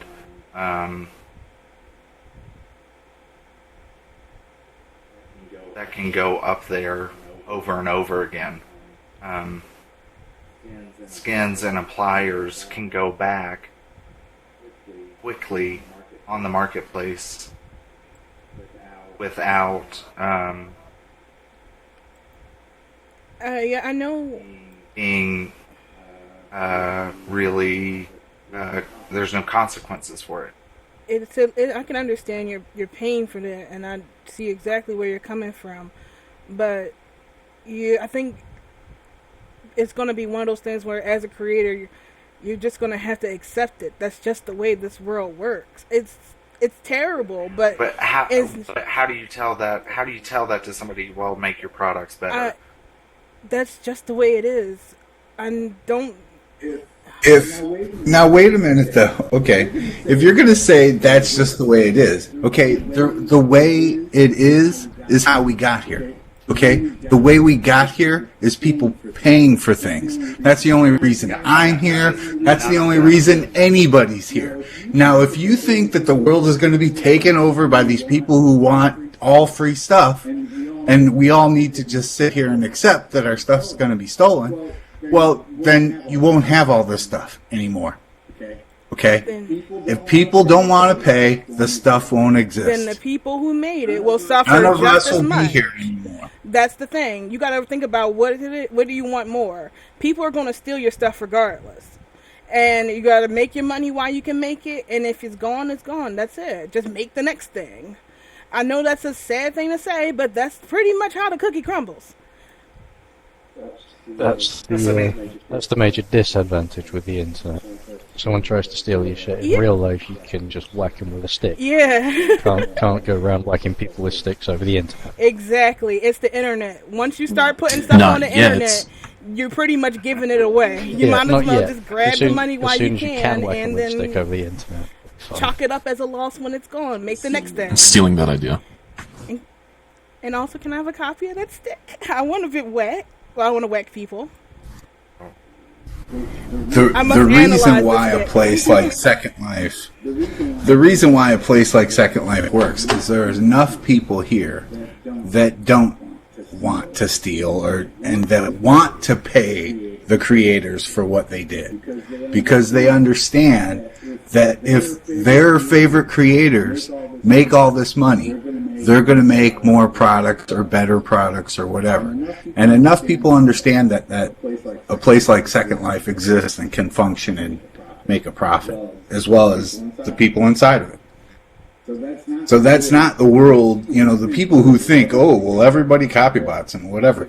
If everybody did, this world wouldn't exist. Is that a Stabber open source, or do you have to pay for it? And does it fit the kimono? There are great models for open source. Blender is a prime example for that. Okay, but not every model can work that way. I guess that the reason I came here today was things have just changed so much, I feel like, over the years with Second Life, and now, especially with Mesh, it just seems like Mesh is much more, like, I'm looking at this cat, and, there's all these mesh bodies now, and mesh heads, and everything is mesh. And so, yes, it's more difficult for that to be, it takes more time for that to be copybotted. But for skins, and appliers, that type of stuff that I'm in, it's simple because it's UUIDs. And so I doubt to it know... takes long to copybot a mesh. So No, you're still only intercepting assets from Right, but from I'm the saying, thing. okay, rigging, or I'm talking about putting it all together like an avatar, like he has, if it has animations and if it has a HUD, if you want a full working product, if you want the whole experience. But the reason I just want to know if we can get something together from Linden Lab to see if something is ever going to change, or if this is just the way Second Life is going to be from now on. This is how it's going to be. Because well, you seem to think that way, but everybody else I have been talking to seems to be frustrated. And I think the consensus is that there's enough people that are frustrated that we can make, or at least ask for, some type of change to the way Marketplace works, or figure out what can be done. Yeah, I think the way to go is to gate selling on the marketplace.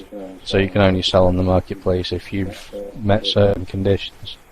Because then people can copybot all they want, but if they don't meet the conditions, they can't profit off it. So it's not stepping on anyone else's business. So it's kind of a non-issue. Yeah, I would, if I were part of a group of people wanting to do something about this, that's what I would go after. Who can sell on the marketplace? Who can have rights to even upload anything? Right. Or who can cash out the money that they just profited? If only they do that now. They do that now, you fools.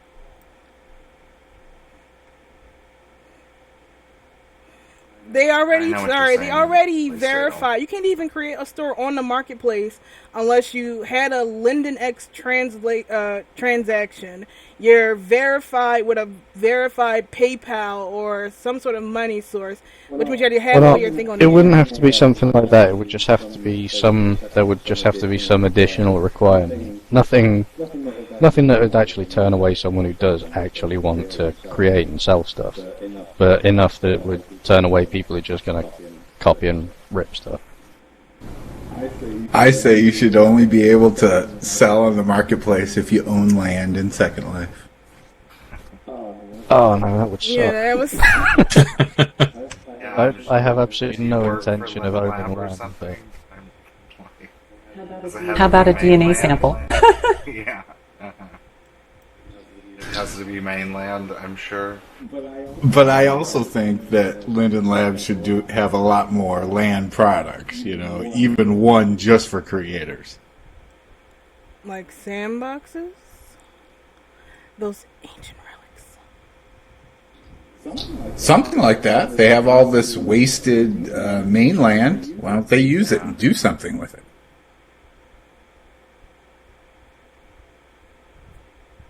No, indie game creators and Second Life is totally different.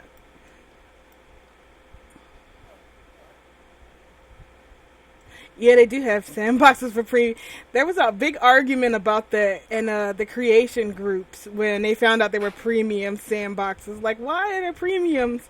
Like, to keep us away from you filthy free users? Jeez.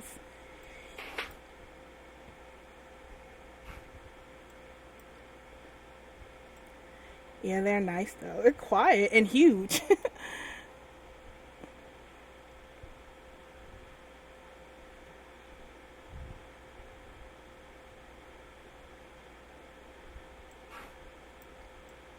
Stay classy, man. Bye, Mitty. Ooh, before you run, just going to IM you a quick question about the LEDs as far as mesh bodies goes. He already took off, dude. Balls. Always too late. But yeah, if anyone else knows, is there much point doing separate LED meshes for a mesh body if you're already going really low poly? No, I don't think so. Everybody's just going to have it set to high anyway.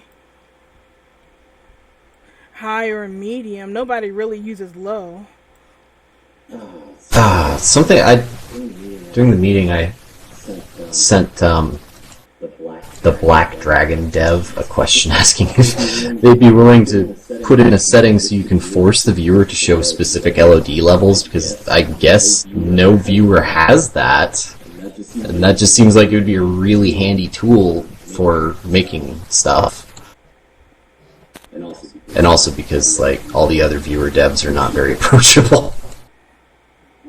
Right. Most of my clothing designers that use MayaStar, or a lot of them have told me that what they do is they create the high-res mesh, and then they do on the medium level, they just do use above, and then on the the lowest and lowest, they just generate to 0, and they haven't had any complaints from their customers, you know, because by the time you get down to low and lowest, you're so far away, nobody's even looking at your avatar. And like I made this mesh top probably about 2 years ago, and I did all 4 LODs, you know, like you're supposed to, and it was so much stinking work. If I were making mesh clothing right now, I'd make a high resolution and use above on the medium, and then I would make a low LOD mesh, and then I would use above on the very lowest, or set that one to 0, generate to 0. Because, yeah, making all these different LODs and having to adjust the rigging for each one of them is so much work that Second Life is an economy, and time is money. And if it takes you 2 weeks to make all these different LODs when you could have had made a whole nother outfit to sell, you know, money talks. Now either Linden Lab needs to create a system that rewards people for making LODs, such as maybe put them at a higher ranking during a search, so that there's some financial benefit to making LODs. It's making all these different LODs is just way too much work if somebody's trying to make something that's actually they're going to sell and make money with.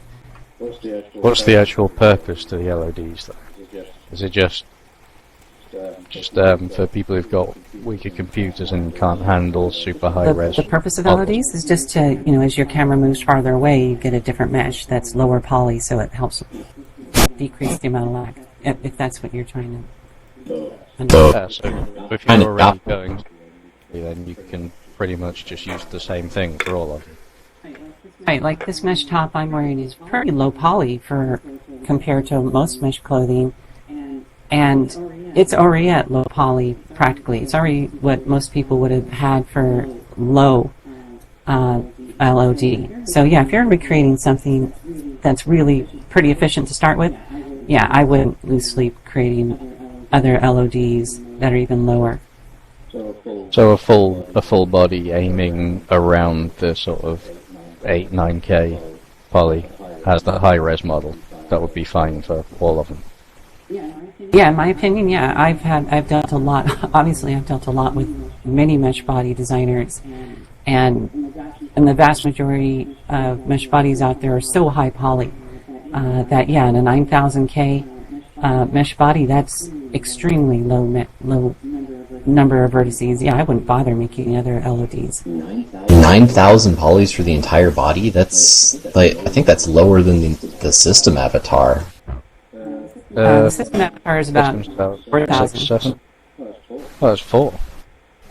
Depends on what you're counting. If you're counting just the head, the upper body, and legs, I think it's about 4,000. I could check real quick.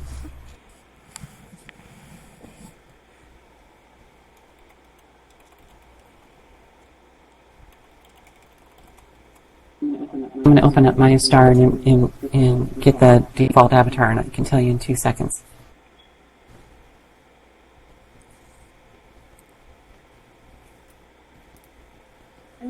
I mean, the biggest purpose for LODs is for when you're looking at like a wider shot. You don't want the computer to have to render every single piece of detail on every single person's piece of clothing when it's not even in the shot. When it's not even in your camera view. And then the second one is, of course, for structures. Because you don't need to have, you know, all the little details in there when it's farther away.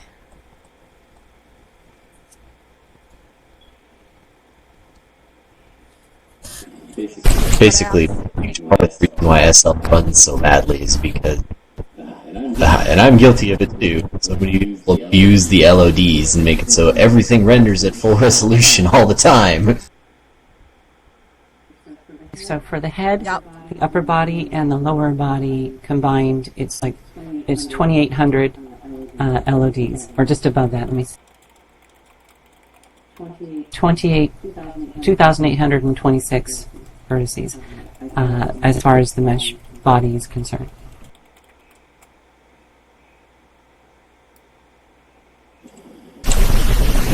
The system avatar is only 2,800.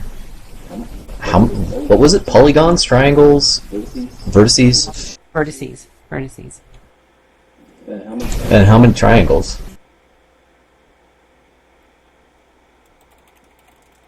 5,500 or 5,532. Wow. Yeah, on this body I'm working on, I'm definitely keeping it sub 10k.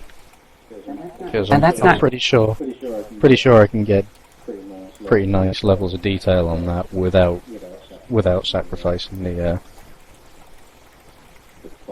polycam.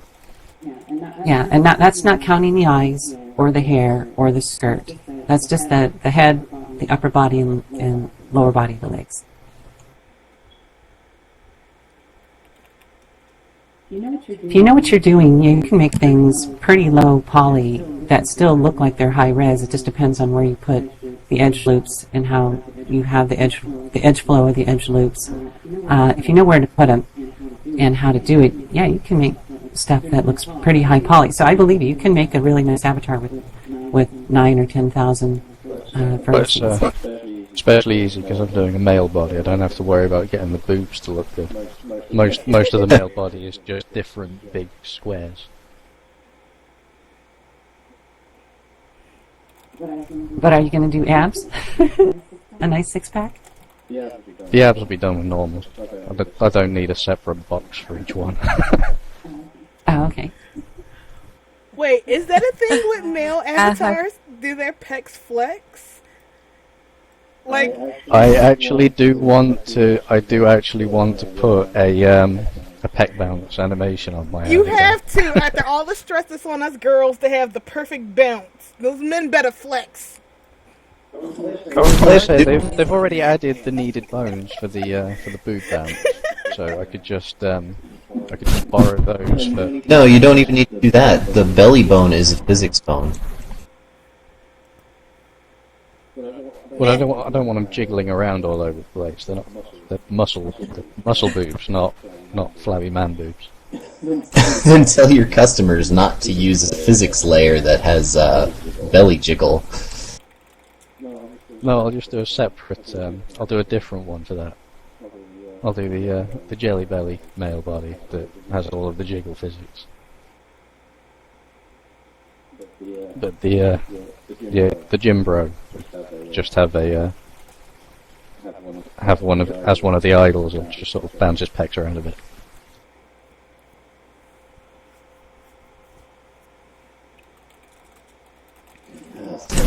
An issue that I've been running into lately, because I've been trying to make human arms for this furry avatar that has weird little monster Hang on, wait a Popeye minute. arms. Can somebody please tell him that those arms are fine and that he's crazy? One of the problems that I'm running into is that I have no fucking clue how to rig certain joints, and there doesn't seem to be any good resources, and I've looked at the way other avatars do the topology, and they all do pretty much just the subdivided tube going down the arm rigged a particular way, and I don't know, none of them seem to Here, I'll just post a video. I suppose topology-wise, the only sane way to go would be to follow the muscle.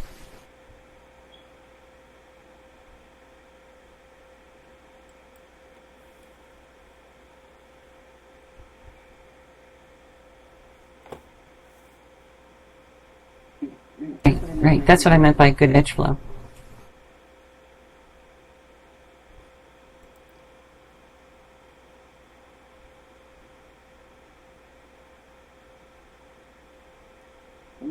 How much effect does the topology have on the way the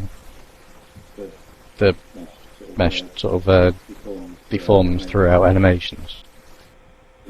I think as a crease, Topologies, that everything. if you have a crease or an edge flow that's going where you want the mesh to actually bend, to fold in half, then you want to have that edge flowing where you want it to bend. You want it to be running in the same direction. So that's why all of the male mesh bodies look like they've got rubber arms. I think that might be a specific problem with SL in general, because we only have one forearm bone. No, this mesh body I'm using doesn't have rubber arms. It's not one of those Play-Doh, man. I don't suppose you have In that elbow. an animation that can... I didn't hear a word of that. You broke up too much.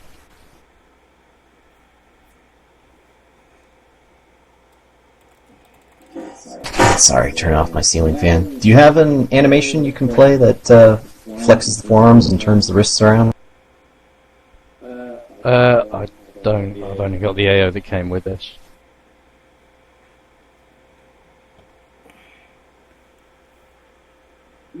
Yeah, the mesh body you're wearing has pretty good edge flow on the arms.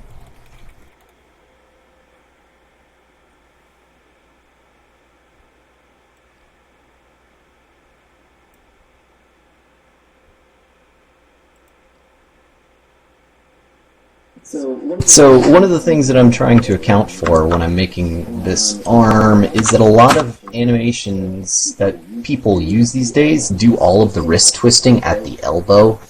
So I'm trying to figure out how to make this elbow so that it still looks decent when flexed like this. And I didn't mean to shout that.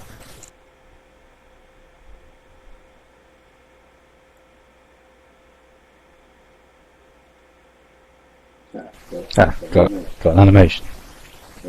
Where that one's. Okay, I just watched your video. There you go. There's his arm flexing. I would say you definitely need more vertices around the elbow. You need more topology around your elbow, and also you need better weighting. It's mainly a weighting issue, but you need enough enough vertices in that area so that you can get really good weight distribution. Yeah, I think a lot of it would be nice to have another bone in the elbow area so that you could get better deformations, but we don't have that, so it's all about weighting and the number of vertices in that area. So edge flow around the elbow. Do you know of any good examples that I could look at? I mean, it would be nice if I could take a look at the model for the whatever this thing, the aesthetic that Tig is wearing, but they're remarkably unwilling to let anybody touch that. Yeah, they will not let anyone have the dev kit unless they jump through at least 1,500 burning rings of fire. Not just jumping through hoops. The hoops are flaming.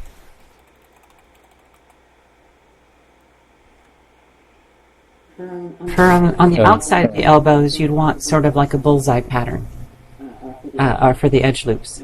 That would be the point of the elbow on the outside. On the inside of the elbow, you'd want like if you look at your own arm, you have a little crease in your own human arm, right where it bends. That's the edge flow of the inner arm. And so, yeah, you need a geometry in that part, and you need to rig it, weight it, and that's the tricky part. What program are you using to rig your stuff? Blender. Okay, yeah. Unfortunately, I don't know Blender well enough. There's a number of good plugins for Maya. NG skinning tools, I think it's called. That's I haven't actually tried it yet. Is pretty good. It's you've got a weighting issue and not enough vertices around the elbow area, and it needs to be in a better edge flow, especially on the back of the elbow. I don't know any anything that I can point to as an example right off the bat.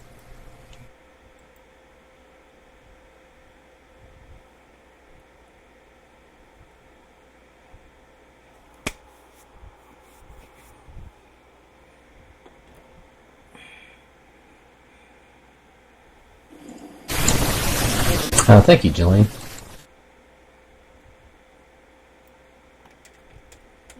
Yeah, that has a lot of good overviews of just topology and how you can use that along with your weighting. But other than that, I would just say Google anything about elbow skinning.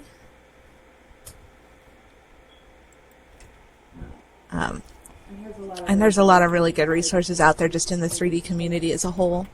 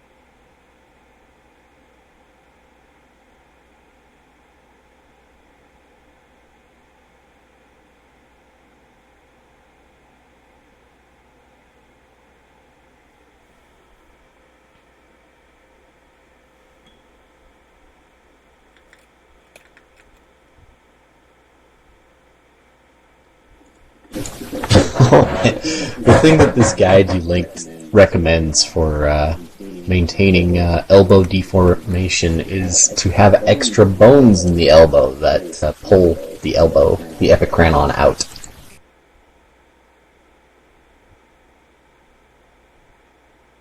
Okay, I just put a link to an image that shows the elbow, a good topology for edge flow for an elbow. Yeah, unfortunately, especially when you're looking at just tutorials for 3D and as a whole, you've got to pick and choose what you can use.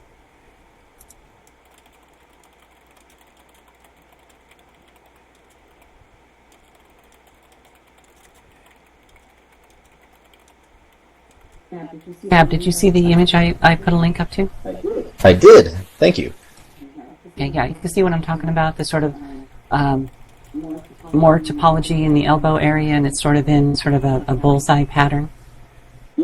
Yeah, I have to admit that the majority of the topology that I have there is from looking at the way Camp Fiskin, who made this body originally, did it, as well as looking at various guides on how to do low topology joint rigging, which I guess are not really that applicable to SL,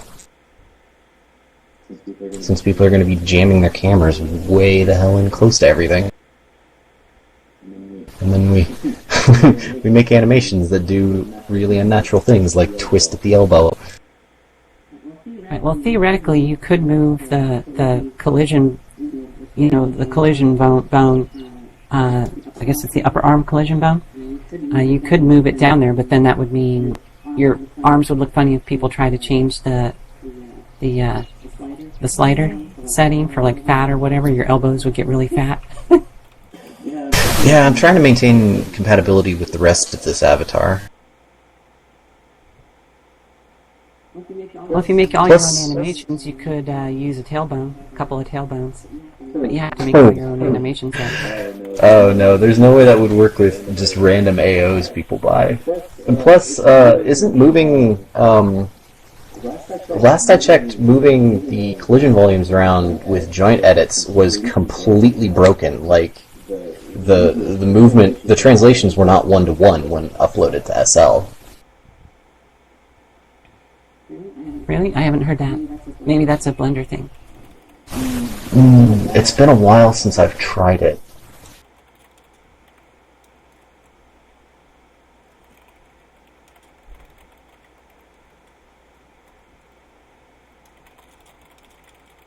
It was only for the collision volumes, and I don't know. As I said, it's been like 6 months since I've messed around with it.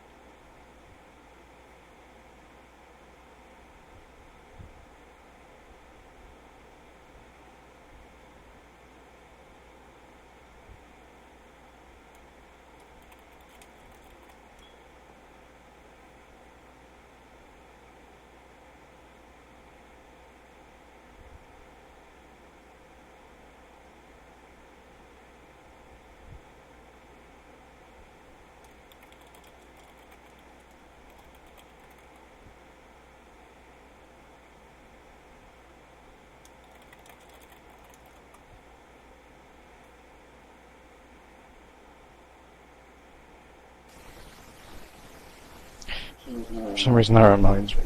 Does anyone else think that Medu should do like a black hat skin and then do an impression of Salem from Sabrina the Teenage Witch? She's kind of got the same sort of voice.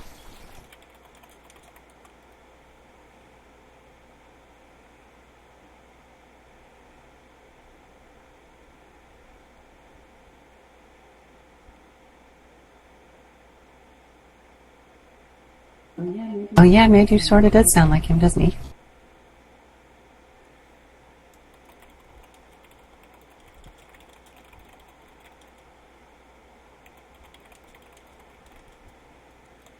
Nope. Behave.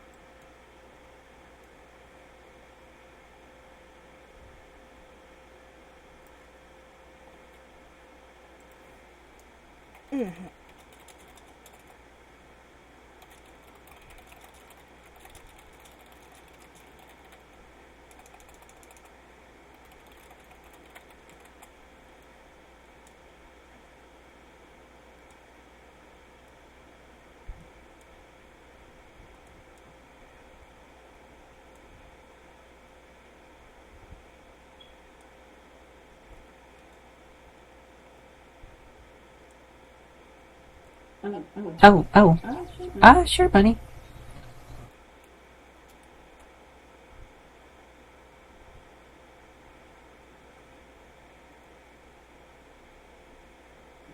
Okay.